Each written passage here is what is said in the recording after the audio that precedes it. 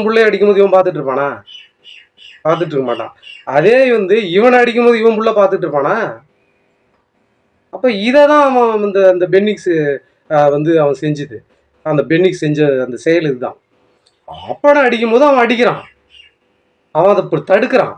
இந்த பதிவில் நாம் இப்பொழுது பார்க்க இருப்பது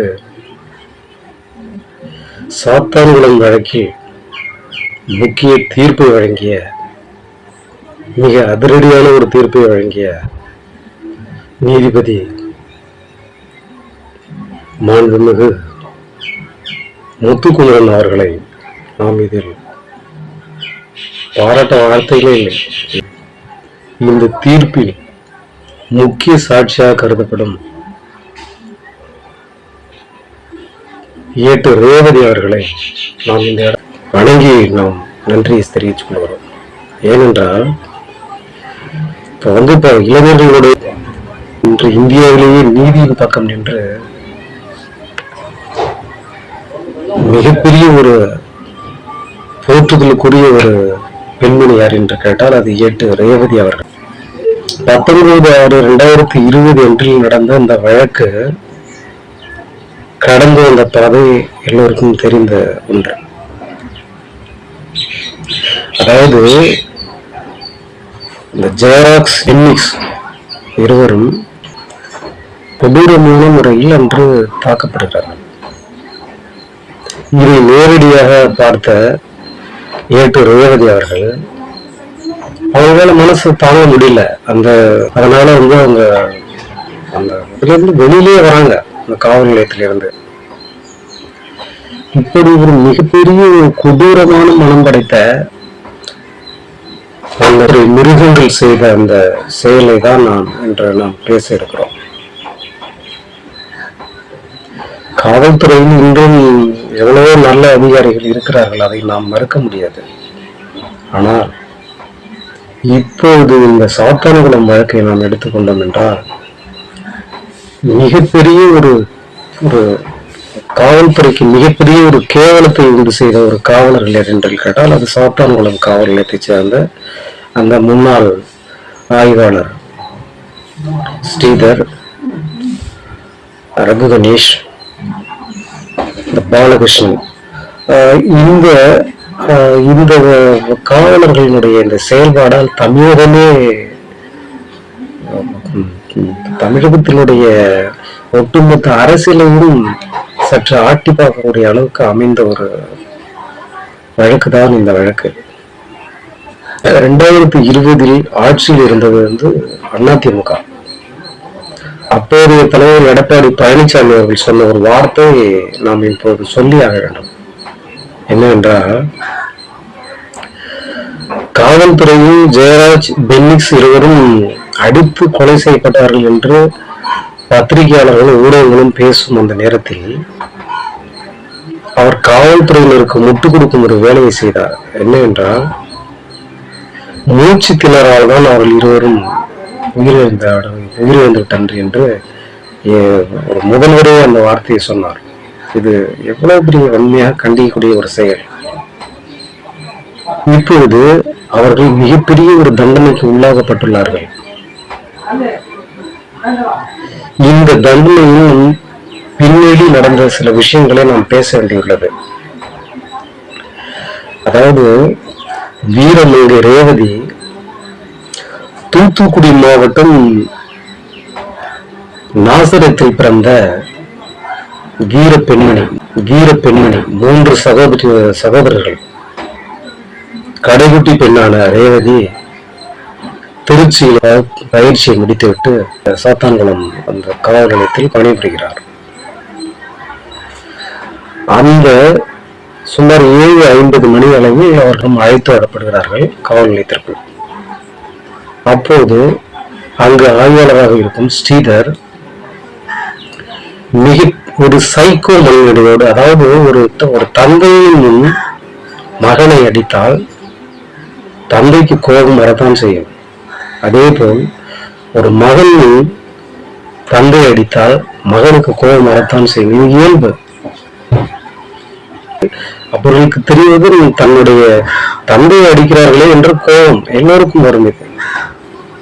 இது இயல்பான ஒரு கோபம். இது மனிதர்கள் என்றால் வந்தே தீரும். ஆனால் அங்கே இருந்த அந்த மிருகங்கள் செய்த அந்த செயல்தான் மிக கொடூரமான ஒரு செயல். அன்று இரவு முழுவதும் காலை வரை அவர்கள் அடிக்கப்பட்டு, அதுவும் லத்தி போன்ற ஆயுதங்களால் அந்த 9 குழுவினரும் மாறி மாறி மாறி இரவு முழுவதும் அடிக்கிறார்கள். இப்படிப்பட்ட ஒரு சைக்கோ எண்ணம் படைத்த காவலர்கள், ஏதோ ஒரு காவலர்கள் அடித்ததாக இருந்தால் அது அவர்கள் மேல் நடவடிக்கை என்று சொல்லிவிடலாம். ஆனால் காவல்துறையில் ஒரு காவல் நிலையத்தில் உள்ள ஒட்டுமொத்த காவலர்களை இப்படி ஒரு கீழ்த்தரமான வேலையை செய்து இருவரும் காலையில் மருத்துவமனைக்கு அழைத்து வரப்படுகிறார்கள். மருத்துவமனைக்கு அழைத்து வந்து அவருக்கு சிகிச்சை தரப்படுகிறது. அவர் பென்னிக்ஸ், ஜெயராஜ் இருவருக்கும் பரிசோதிக்கிறார்கள். அப்படி பரிசோதிக்கும் போது அவரை சுற்றி அனைத்து காவலர்களும் கிட்டே இருந்து கொண்டு அவர் அடித்தது சொல்லிவிடக்கூடாது, மருத்துவரிடம் சொல்லிவிடக்கூடாது என்பதனாலேயே அவரை சுற்றி எல்லோரும் காவலர்கள் இருக்கிறார்கள். இருந்து அவர்களுக்கு அந்த மருத்துவ பரிசோதனை செய்யப்பட்டு அவர்கள் காவலுக்கு அனுப்பப்படுகிறார்கள். அவர்கள் இருவரும் ஒருவராக மரணிக்கிறார்கள். இந்த ஒரு மரணம்தான் தமிழ்நாட்டில் மிகப்பெரிய ஒரு பிரச்சனையாக பூதாகரமாக வெளியில் வருகிறது. இதன் பிறகு ஒரு நபர் குழுவானதாக நீதிபதியாக ஒரு நபர் நீதிபதியாக விசாரணைக்கு வருகிறார் கோவில்பட்டியைச் சேர்ந்த நீதியரசர் பாரதிதாசன் அவர்கள். அவர்கள் ஆய்வு செய்கிறார்கள். அப்போது விசாரணை நடக்கும்போது அந்த விசாரணையில் பல விஷயங்களை அவர்கள் கண்ணில் படுகிறது. அதை எல்லாம் கைப்பற்றுகிறார்கள். அதே நேரம் ஏட்டு ரேவதி அவர்களை அவர்கள் விசாரிக்கும் போது அவர்கள் சொன்ன வார்த்தை, என்னுடைய பதவிக்கும் என்னுடைய உயிருக்கும் நீங்கள் உத்தரவாதம் தருவதாக இருந்தால் நான் எல்லாவற்றையும் சொல்லிவிடுகிறேன் என்று அவர் கூறுவதுதான் நீதிபதி அவர்களுக்கு இது ஒரு விசித்திரமான ஒரு வழக்காக அவர்களுக்கு தென்படுகிறது. ஏனென்றால் அந்த அளவுக்கு எந்த அளவுக்கு மிக மோசமான ஒரு செயல் அங்கு நடந்திருந்தால் தன்னுடைய உயிருக்கும் தனக்கும் தன்னுடைய பதவிக்கும் தான் வைக்கிற பதவிக்கும் ஒரு நீங்கள் கொடுக்க முடியுமா? அதாவது என்னுடைய வேலைக்கான ஒரு எந்த பிரச்சனையும் ஏற்படாது என்பதை நீங்கள் கூறினால் அதற்காக நான் அந்த விஷயங்களை சொல்ல தயாராக இருக்கிறேன் என்று கூறியிருக்கிறார். அப்படி கூறிய பிறகு அவர்கள் நீதிபதியாகவும் சரி, உங்களுக்கு எந்த பிரச்சனையும் வராது, அதற்கு நான் பொறுப்பு என்று கூறிய பிறகுதான் அவர் சொல்ல ஆரம்பிக்கிறார். முழுவதும் அடித்து அவர்கள் மயக்கம் அடைந்த பிறகு மீண்டும் அவர்களுக்கு தண்ணீரை கொடுத்து தெளிய வைத்து அவர்களை அடித்து ஒரு கட்டத்தில் அடித்தவர்கள் சோர்ந்து போக மறுபடியும் மீண்டும் அவர்கள் ஒரு தேநீர் அறிந்துவிட்டு மறுபடியும் அடிக்க ஆரம்பிக்கிறார்கள். இப்படியே இரவு முழுவதும் அந்த தாக்குதல் தொடர்கிறது. ஒரு கட்டத்தில் அவர்கள் என்ன செய்கிறார்கள் என்றால் இரும்பு பைப், அதாவது அந்த இரும்பாலான அந்த பைப்பை எடுத்து அவர்களுடைய அந்த பின்புறத்தில் அடித்து மிகப்பெரிய காயங்களை உருவாக்கி மிகப்பெரிய இரத்தக்கரியை உண்டு செய்து அவர்கள் சொல்ல முடியாத அளவுக்கு சித்திரவதைகள் செய்திருக்கிறார்கள் என்பது வெளிச்சத்திற்கு வருகிறது.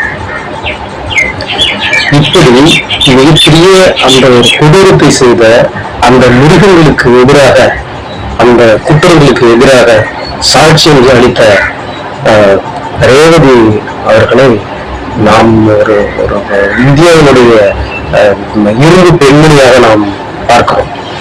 அவர்களுக்கு தொடர்ச்சியாக இந்த அரசு பாதுகாப்பையும் அவர்கள் கொடுக்க வேண்டும் அரசு என்பதை நாம் இதன் மூலம் நாம் கூற வேண்டும். அனைவருக்கும் இரட்டை மரண தண்டனை கொடுக்கப்பட்டுள்ளது.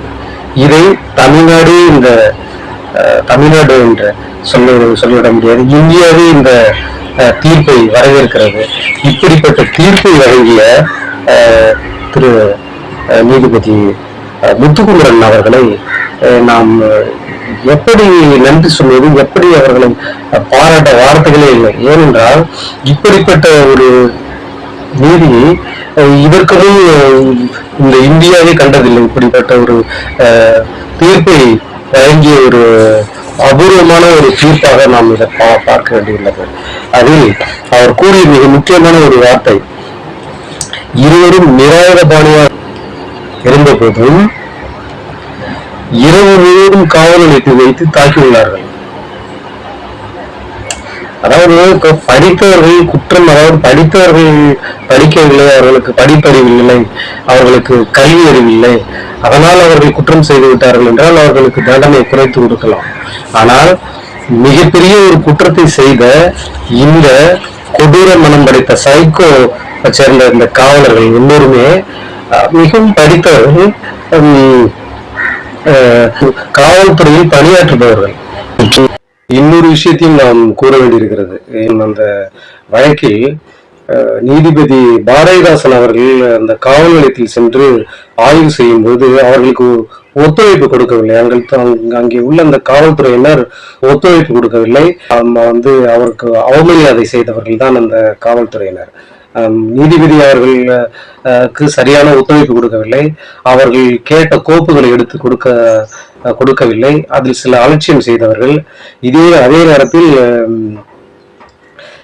அவர்களை தாக்கி அந்த தடிகள் எங்கே இருக்கிறது என்பதை கூட நாங்கள் அதெல்லாம் சொல்ல முடியாது, கொடுக்க முடியாது, நீ என்ன வேணாலும் செஞ்சுக்க அப்படின்னு ஒரு நீதிபதியே அவமதித்தவர்கள் தான் அந்த காவல்துறையினர். அப்படிப்பட்ட ஒரு நீதிபதியை அவமதிக்கும் காவல்துறையினர் சாதாரண மக்களை எப்படி பார்ப்பார்கள் அந்த காவலர்கள் என்பதுதான் இப்பொழுது இந்த நீதிபதி அவர்களுடைய தீர்ப்பினுடைய அந்த முக்கிய சாராம்சத்தில் ஒன்றாக நாம் பார்க்கிறோம். அவர்கள் இரவு முழுவதும் தொடர்ச்சியாக வைத்து தாக்கி ஒரு ஒரு ஒரு சைக்கோ மனநிலையோடு பென்னிக்ஸை தாக்கியது 250 முறை தாக்கியுள்ளார்கள். அதே போல ஜெயராஜை 150 முறை தாக்கியுள்ளார்கள். இப்படி ஒரு கொலை செய்யும் எண்ணத்தோடு தொடர்ச்சியாக தாக்கியுள்ளார்கள் என்பதுதான் நீதிபதி அவர்களுடைய அந்த அறிவின் முக்கியமான சாராம்சமாக நாம் பார்க்கிறோம். அதே நேரத்தில் அவர்கள் அந்த கொலை செய்யும் எண்ணத்தோடு தாக்கியுள்ளதாலும் அவர்களுக்கு எந்த ஈவு இறக்கமும் காட்ட முடியாது. ஏனென்றால் இருவரும் மிகப்பெரிய குற்றவாளிகள் கிடையாது. சாதாரண ஒரு மக்களோடு மக்களாக வாழ்ந்தவர்கள் தான். அவர்கள் அந்த கொரோனா காலகட்டத்தில் அந்த கடையை திறந்து வைத்ததில் ஒரு 5 நிமிடம் 10 நிமிடம் கடையை கூடந்து வைத்ததனால் ஏற்பட்ட ஒரு பிரச்சனையில் தான் அவர்கள் காவல் நிலையத்திற்கு அவர்களை அழைத்து செல்கிறார்கள். இது ஒரு சாதாரண ஒரு விஷயம் தான். இதற்கு காவல்களை அழைத்து சென்று விசாரிக்க வேண்டிய அவசியமே இல்லை.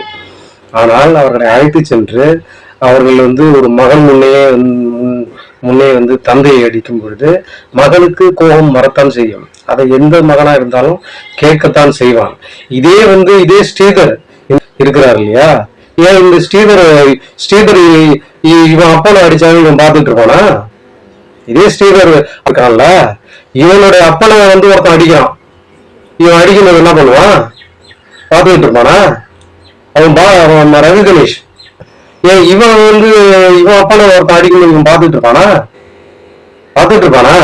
அவன் நம்ம பேசணும்ல, அப்பனை அடிக்கணும் அவனுக்கு கோவம் வரும்ல. இதுதான் பெனிக்ஸ் அவன் செஞ்சது. அந்த பெனிக்ஸ் செஞ்ச அந்த செயல் இதுதான். அப்பனை அடிக்கும்போது அவன் அதை தடுக்கிறான். அதை தடுக்கும் போது நீ என்னை அடிக்க வந்துட்டு இனிமே உனக்கு உயிரோட விட மாட்டேன்னு சொல்லி அடிச்சு கொண்டுதான் அந்த கொலை. அதாவது முழுக்க அவங்க ரெண்டு பேருமே அடிச்சு கொண்டுட்டுதான் தீர்வான்னு சொல்லி முடிவு பண்ணி அடிச்சவன்னா அந்த ரங்கரேஷ் அவன் சொல்லியிருக்கான், என் சொத்தை வித்தாவது நான் வெளியில வந்துருவான், இவங்க ரெண்டு பேரும் கொண்டுட்டுதான் விடுவோம் அப்படின்னு இருக்கான். அப்ப இதுல இருந்து நம்ம என்ன நினைக்க வேண்டியது இருக்கு? அப்ப இவங்களுக்கு இந்த 9 பேரும் காவலர்கள் இல்ல, மனிதர்களாக இருக்கவே தகுதி இல்லையா?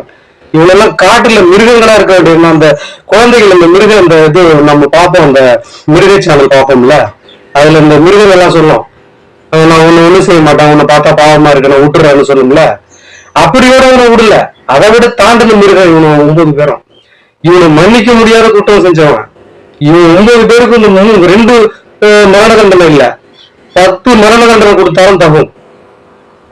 அப்படிப்பட்ட கொடூரமான மரம் படைத்த இவர்களுக்கு எந்த விதத்திலையும் கருணை காட்ட முடியாது என்றுதான் நீதிபதி அவர்களுடைய இந்த தீர்ப்பு அமைந்துள்ளது. இதை மனப்பூர்வமாக இதை நாம் வரவேற்கிறோம், பாராட்டுகிறோம். அதே நேரத்தில் அந்த குற்றவாளிகளிடம் இருந்து பெறும் அந்த தொகை முழுவதும் அந்த பாதிக்கப்பட்ட குடும்பத்திற்கு சென்று சேர வேண்டும் என்பதை சேரும் என்ற நம்பிக்கையும் நமக்கு இருக்கிறது என்று கூறி இன்னொரு பதிவில் நாம் சந்திப்போம் என்று கூறி இந்த பதிவை நாம் முடித்துக் கொள்கிறோம்.